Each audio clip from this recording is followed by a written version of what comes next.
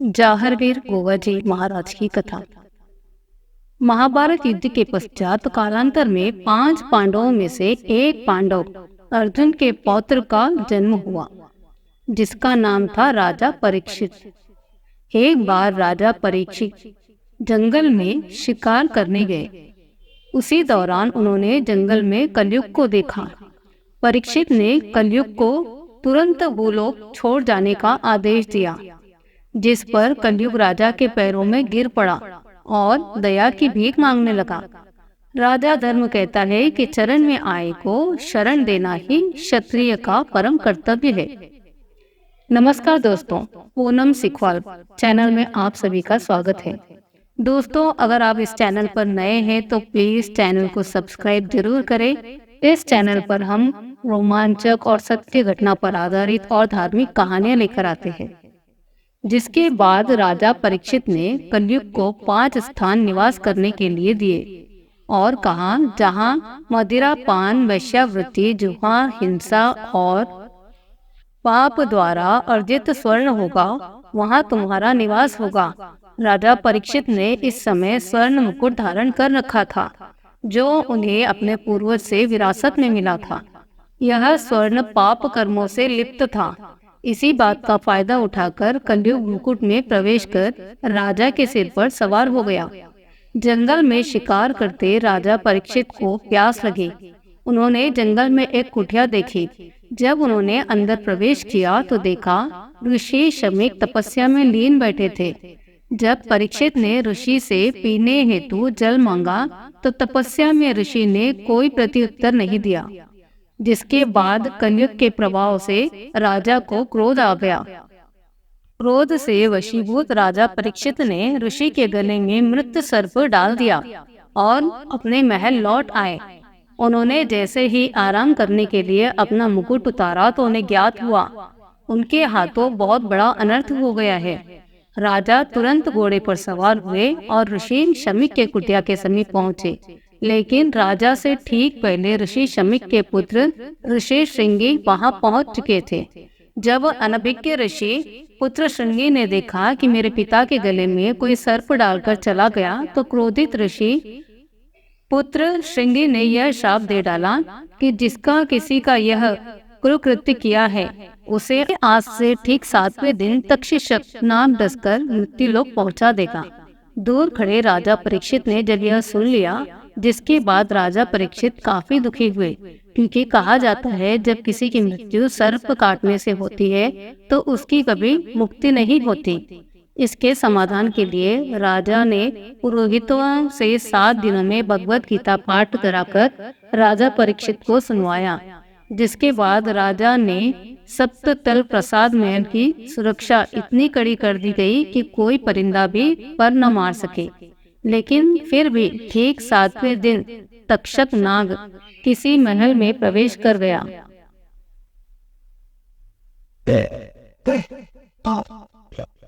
7वें दिन तक्षक नाग महल में प्रवेश कर गया। राजा परीक्षित को डस लिया। तब राजा परीक्षित के पुत्र जन्मे को यह ज्ञात हुआ कि उसके पिता की मृत्यु तक्षक के डसने से हुई।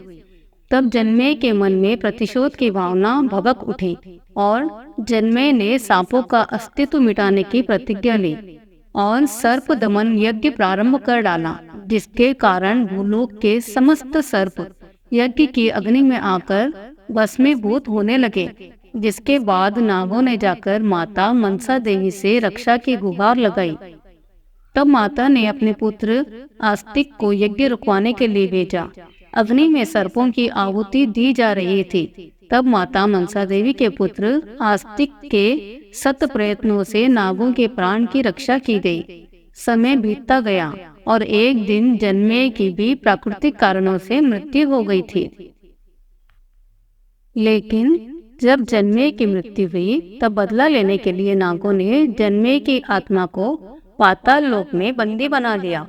युग बदलते गए और फिर प्रारंभ हुआ कलयुग। इस कलयुग के युग में एक बालक का जन्म हुआ। जब ज्योतिष ने ग्रह नक्षत्रों का आलंकन किया तो ज्योतिष भयभीत हो गया और कहा कि इस बालक का जन्म घोर अशुभ नक्षत्रों में हुआ है। ज्योतिष ने बालक के माता पिता को उसे समुद्र में फेंकने के लिए बाध्य किया। ज्योतिष के दबाव में आकर बालक के माता पिता को न चाहते हुए भी ऐसा करना पड़ा। जब बालक को समुद्र में फेंका गया तो समुद्र में मौजूद एक विशालकाय मछली ने उसे निगल लिया और बालक कई वर्षों तक मछली के पेट के अंदर ही रहा। जिसके बाद मछली तैरती हुई एक समुद्र तट पर पहुंची और इसी तट पर भगवान शिव माता पार्वती को योग के रहस्य बता रहे थे। योग रहस्य उस बालक के कानों में भी सुनाई पड़े और उस बालक ने मछली के पेट के अंदर ही योग साधना का अभ्यास प्रारंभ कर दिया। 12 वर्षों की कठिन साधना के बाद एक दिन उस मछली को एक मछुआरे ने पकड़ लिया और जब उस मछुआरे ने मछली को काटा तो उसे मछली के अंदर एक जीवित बालक मिला। अचरज से भरे मछुआरे ने उस बालक को अपने साथ रख लिया। समय के साथ बालक बड़ा हो रहा था और एक दिन मछुआरे ने उस बालक को मछली पकड़ने के लिए भेजा। जैसे ही बालक ने मछलियां पकड़ी तो देखा बाहर निकलते ही मछलियां तड़पने लगी। करुणामयी बालक ने सभी मछलियों को वापस जल में छोड़ दिया और खाली हाथ वापस लौट आया। जब मछुआरे को इस बात का पता चला तो उसने बालक को बुरा भला कहा। जब मछुआरे ने बालक को बुरा भला कहा तो बालक उस स्थान को छोड़कर अज्ञातवास की ओर निकल पड़ा।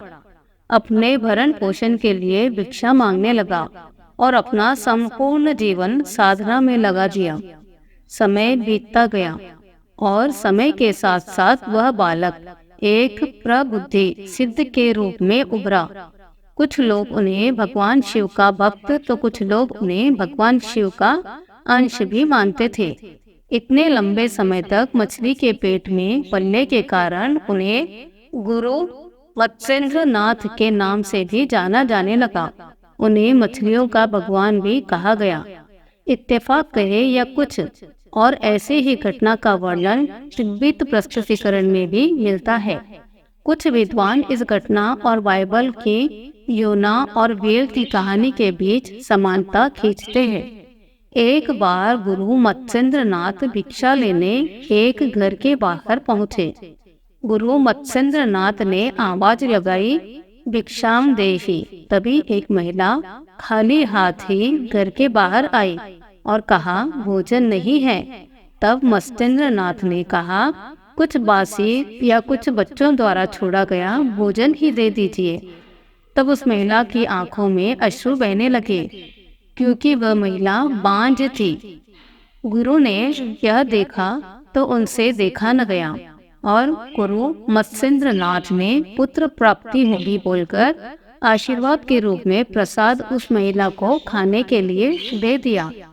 लेकिन कुछ लोगों ने महिला को भड़काया कि उसे इसका सेवन नहीं करना चाहिए, इसमें जादू टोना हो सकता है।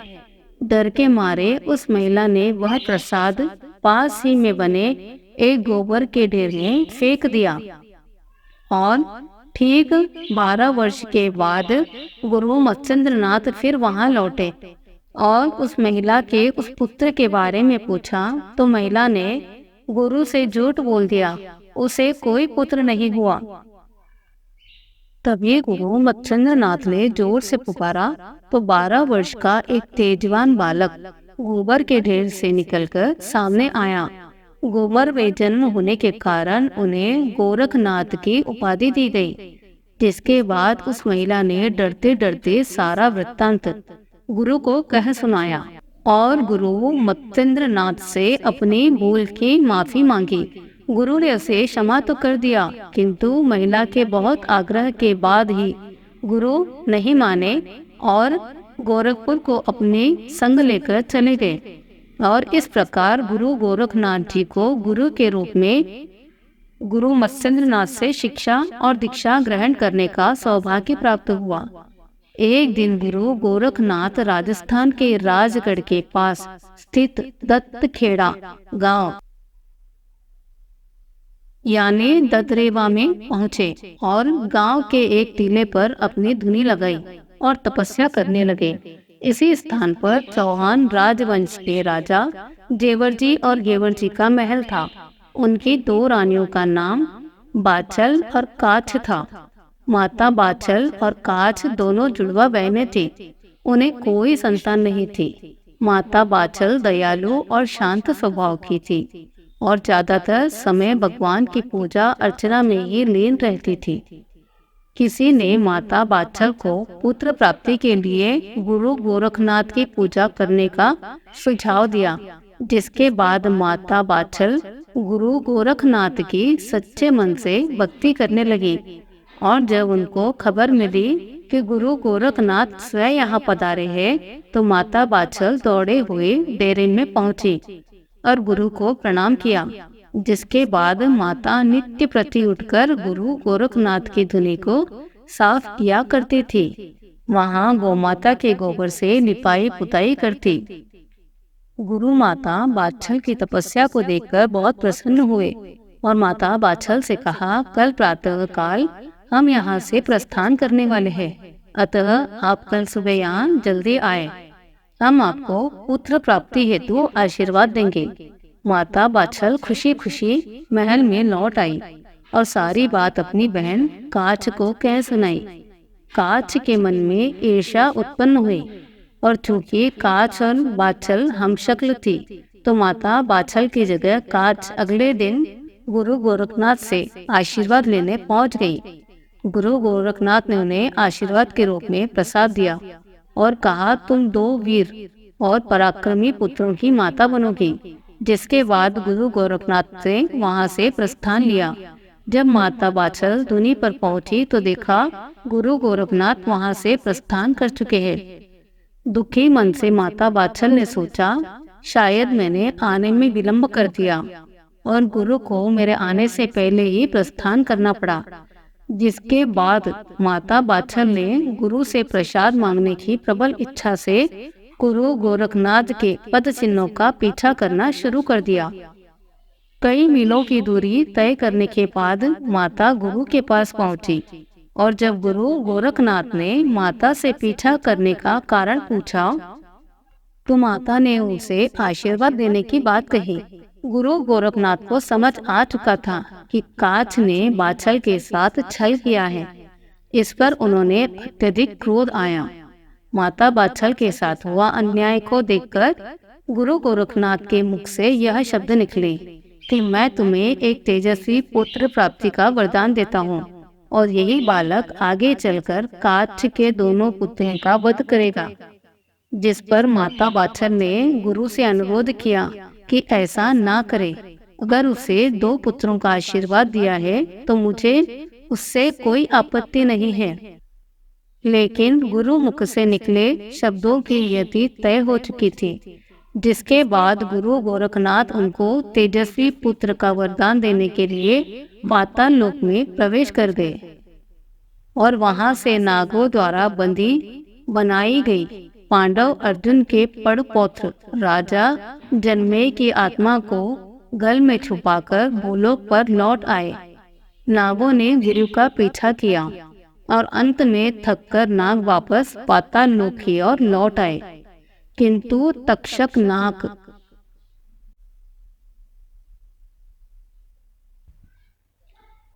नाग गुरु गोरखनाथ का पीछा करते करते भूलोक पर आया और गुरु के हाथ से गगल छीन कर निगलने लगा। सौभाग्य से वहाँ एक युवक प्रक्षालन यानी साफ सफाई का कार्य कर रहा था। जब उसने देखा कि साधु के हाथ में नाग ने कुछ वस्तु निकल ली है, तब उसने नाग पर झाड़ू से डंडे से प्रहार किया, जिसके कारण गगल तक्षक के मुख से नीचे गिर पड़ा। गुरु गोरखनाथ जी ने गगल उठाई और उस युवक को वरदान दिया कि इस गगल से उत्पन्न बालक बड़ा ही सिद्ध पुरुष होगा, जिसके वचनों का तुम लोग गायन करोगे।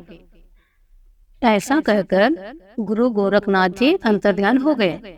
तक्षक नाग भी निराश होकर पाताल लोक लौट आया। जिसके बाद गुरु गोरखनाथ माता बाखल के सामने प्रकट हुए और उन्हें दिव्य पुत्र का आशीर्वाद देते हुए वह गगन प्रसाद के रूप में दे दिया।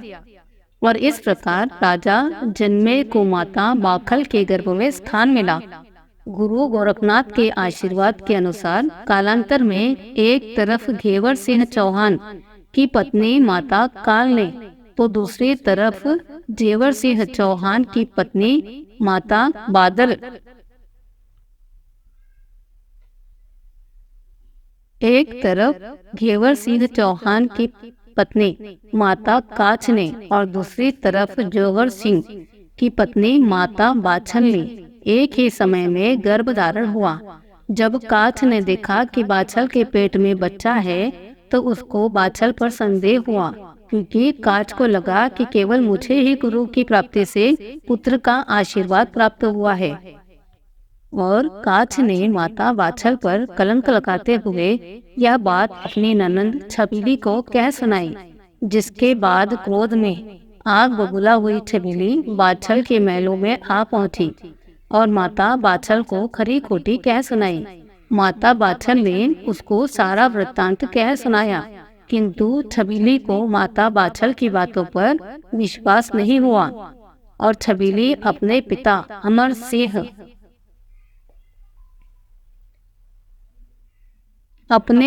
अमरपाल सिंह चौहान के समक्ष उपस्थित हुई और बाछल को कलंकित करते हुए माता के बारे में सुनी सुनाई बातें कह डाली। जब अमरपाल सिंह चौहान को बताया गया कि माता बाछल ने अपने कुल को कलंकित किया है, तो अमरपाल सिंह चौहान पुत्रवतु माता बाछल पर अत्यधिक क्रोधित हुए और तुरंत गाड़ीवान को बुलावा भेजा। गाड़ीवान को माता बाछल को उनके मायके में छोड़ आने का आदेश दिया, जिसके बाद माता बाछल गाड़ीवान के साथ मायके के लिए रवाना हुई। तपती धूप और गर्मी के चलते माता ने विश्राम करने का सोचा और गाड़ीवान को पास ही के एक पेड़ के नीचे रुकने को विश्राम करने के लिए कहा। माता बाछल और गाड़ीवान की आंख लग गई और इसी बीच मौके की तलाश में बैठा तक्षक नाग वहां आ पहुंचा और गाड़ीवान को डस लिया और अब माता बाछल को डसने के लिए आगे बढ़ने लगा। गुरु गोरखनाथ के आशीर्वाद के कारण अपार शक्तियों से परिपूर्ण वीर गोगाजी के रूप में माता की कोख से बाहर प्रकट हुए और अपने एक ही हाथ से तक्षक का गला दबाकर दबोच दिया और तक्षक नाग तड़पने लगा और उसने दया की भीख मांगी। तब जन्मे यानी गोगाजी ने उसे तुरंत गाड़ीवान के शरीर से जहर सौंपकर उन्हें पुनः जीवित करने का आदेश दिया। तक्षक नाग ने आज्ञा अनुसार ऐसा ही किया और भगवान से क्षमा मांग पाताल लौट आए।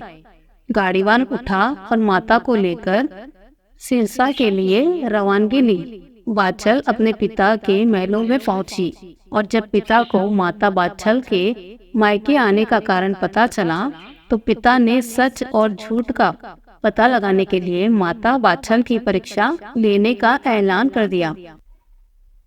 कच्चे सूत से बने धागों की चारपाई को कुएं पर रखा जाएगा और तुम्हें उस पर सोना होगा और कहा, अगर तुम्हारे अंदर सत है तो कच्चे धागे तुम्हारा वजन सहन कर लेंगे। इसके बाद माता ने गुरु गोरखनाथ को याद किया और परीक्षा देने के लिए तैयार हो गई। माता बाछल जैसे ही चारपाई पर बैठी, यह देखकर सभी हैरान रह गए। कच्चे सूत का एक धागा तक नहीं टूटा और माता बाछल गुरु गोरखनाथ को याद कर कर कच्चे सूत से बने धागे की चारपाई पर लेट गई। यह प्रमाणित हो चुका था बाछल पवित्र है कि बाछल पवित्र है। जिसके बाद माता बाछल के पिता पाल सिंह ने अपने समधी अमरपाल सिंह चौहान को माता बाछल के सतवंती होने का प्रमाण पत्र में लिखकर भेजा और तुरंत जेवर सिंह को भेजकर माता बाछल को वापस ले जाने का सुझाव दिया। तो वहीं दूसरी ओर माता बाछल जब गहरी नींद में सो रही थी तो माता को अपने गर्भ में गोगाजी की आवाज सुनाई पड़ी। गोगाजी ने माता से कहा, अगर मेरा जन्म ननिहाल में हुआ तो कालांतर में मेरा उपहास किया जाएगा। अतः मुझे पितृभूमि पर जन्म लेना है। जिस पर माता ने गोगा जी से कहा कि यह कैसा संभव होगा, तुम्हारे पिता हमें लेने यहाँ नहीं आएंगे। तब गोगा जी ने माता से कहा कि मैं पिताजी से बात करूंगा। माता बाछल के वियोग में जंगल में विश्राम कर रहे जेवर सिंह की आंख लग गई। तभी उनके स्वप्न में गोगा जी आए और कहा, आप तुरंत ही मेरी माता को ददरेवा ले आइए, मेरा जन्म यहाँ होना निश्चित है।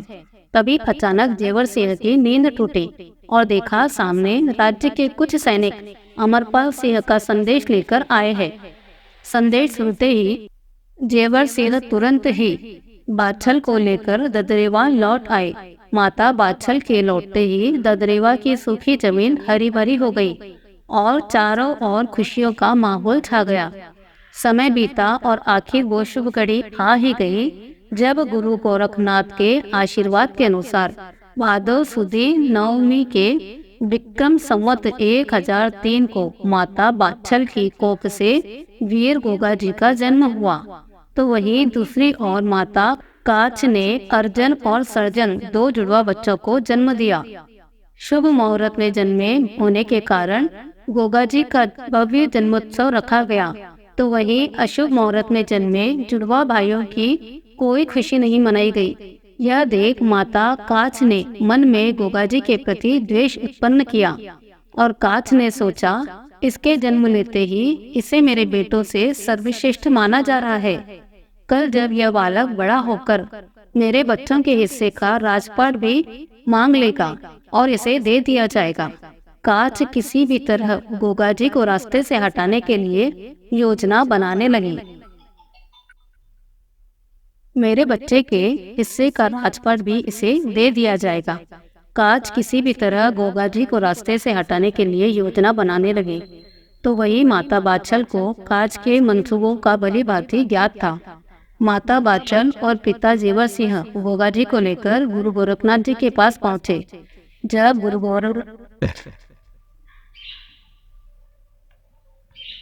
गुरु गोरखनाथ ने माता से आने का कारण पूछा तो माता ने गुरु गोरखनाथ से कहा, आप तो सर्वज्ञ ज्ञाता है, मेरे पुत्र को मेरी बहन काछ से खतरा है। अतः जब गुरु युवा नहीं हो जाता जब तक गोगा युवा नहीं हो जाता तब तक आप इसे अपने साथ रख इसे शिक्षा प्रदान करें। गुरु गोरखनाथ ने बालक गोगा जी चौहान को गोद में लिया और अपनी प्रचंड योग शक्तियों से गोगा जी को और भी अधिक शक्तिशाली बना दिया। गुरु ने गोगा जी को माता बाछल को दे दिया और कहा, निश्चित रहे माता, गोगा को रक्षा की आवश्यकता नहीं है। जब गोगा 12 वर्षों का हो जाएगा तब मैं इसे लेकर आ जाऊंगा, इसे योग विद्या में निपुण करूंगा। जिसके बाद गुरु चरणों में प्रणाम कर आज्ञा अनुसार जेवर सिंह और माता बाछल गोगा जी को लेकर महल में लौट आए। थोड़ा समय बीतने के बाद काछ ने अपनी ननद छबीली के साथ मिलकर गोगा जी को मारने का षड्यंत्र रचा और छबीली ने दूध में मिलाकर गोगा जी को विष दे दिया। छबीली ने जैसे ही विषैला दूध गोगा जी को पिलाया तो देखा गोगा जी कड़वा विष युक्त दूध बड़े आनंद के साथ पी रहे थे। यह देखकर छबीली के पैरों तले से जमीन खिसक गई और उसकी आंखें फटी की फटी रह गई। तब गोगा जी ने छबीली से कहा, यह तो बहुत ही स्वादिष्ट है, कृपया थोड़ा और पिलाइए। छबीली ने देखा इतना छोटा बालक कैसे बोल रहा है। वो डर के मारे छबीली वहां से भागती हुई काछ के पास आ पहुंची और सारी बात काछ को कह सुनाई। काछ को उसकी बात पर विश्वास नहीं हुआ। इसे मात्र एक भ्रम समझकर काछ ने अपने षड्यंत्र का सिलसिला जारी रखा, लेकिन लाख कोशिशों करने के बाद भी काछ गोगा जी महाराज को एक खरोच तक पहुंचाने में नाकामयाब रही। अब गोगा जी के साथ साथ काछ के पुत्र भी थोड़े बड़े हो चुके थे। जहां एक तरफ गुरु गोरखनाथ की भविष्यवाणी से चिंतित माता बाछल गोगा जी को शिक्षा देती कि अर्जन और सर्जन तुम्हारे ही भाई है, तो वहीं दूसरी ओर काछ अपने पुत्रों को कहती गोगा जी के प्रति द्वेष उत्पन्न करे। काछ ने अपने पुत्रों से कहा, तुम दो हो और वह अकेला है, फिर भी तुम उसे मार कर खा आते हो।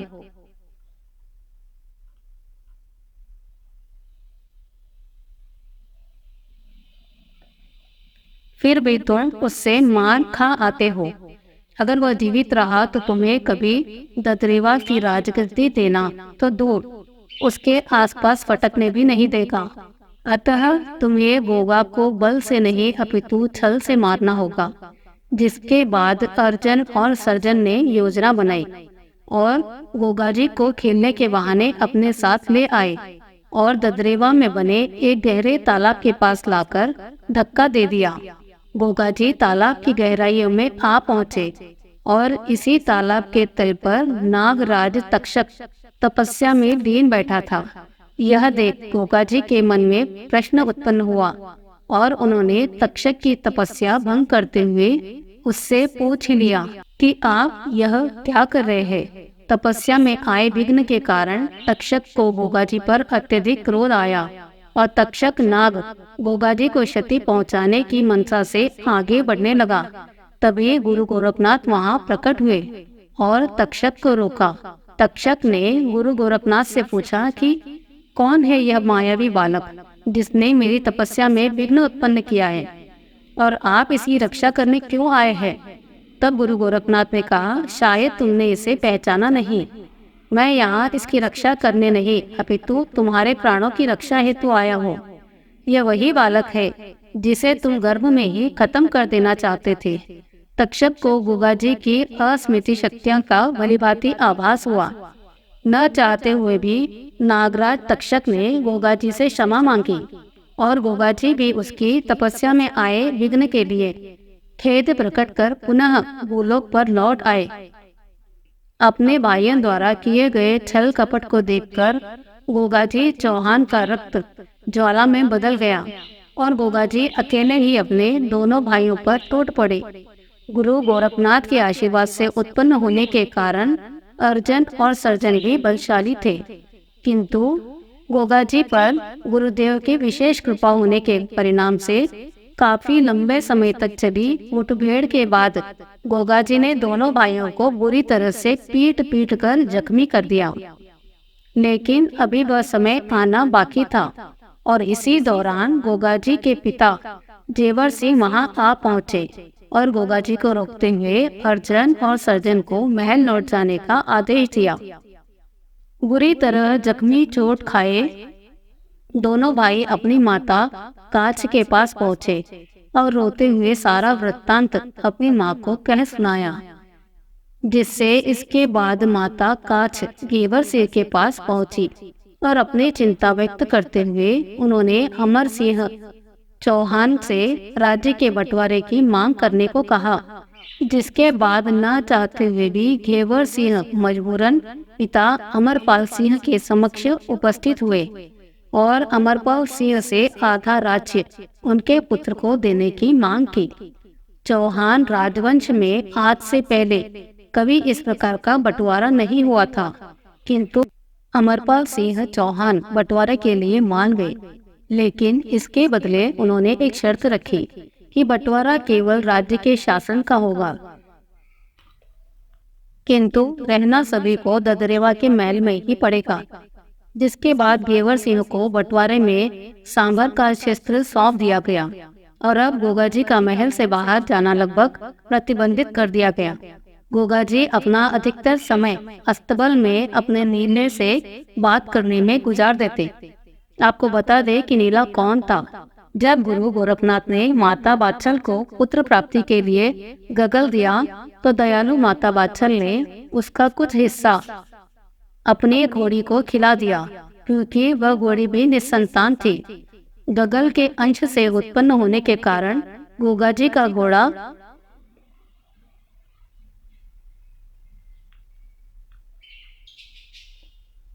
गोगा जी का नीला घोड़ा भी असीम शक्तियों से परिपूर्ण था। इसका अंदाजा आप इस बात से लगा सकते हैं कि बाल्यावस्था में गोगा जी खेल खेल में नीले पर सवार होकर स्वर्गलोक के इंद्रासन पर जा बैठे थे और गोगा जी ने अनजान देवराज इंद्र ने उन पर कई अस्त्र शस्त्रों से प्रहार किया, किंतु गोगा जी का बाल विवाह का नहीं हुआ। तभी गुरु गोरखनाथ वहां प्रकट हुए और दोनों को रोकते हुए एक दूसरे से परिचित करवाया, जिसके बाद गुरु की आज्ञा का पालन करते हुए गोगा जी पुनः महलों में लौट आए। इसी दौरान गोगा जी अब 12 वर्ष के हो चुके थे और गुरु गोरखनाथ माता छल और जेवर सिंह को दिए वचन अनुसार गोगा जी को योग सिद्धियों से परिपूर्ण करने के लिए अपने साथ ले गई। कई वर्षों की कठिन साधना के बाद गुरु से शिक्षा प्राप्त कर गोगा जी पुनः ददरेवा के महलों में लौट आए।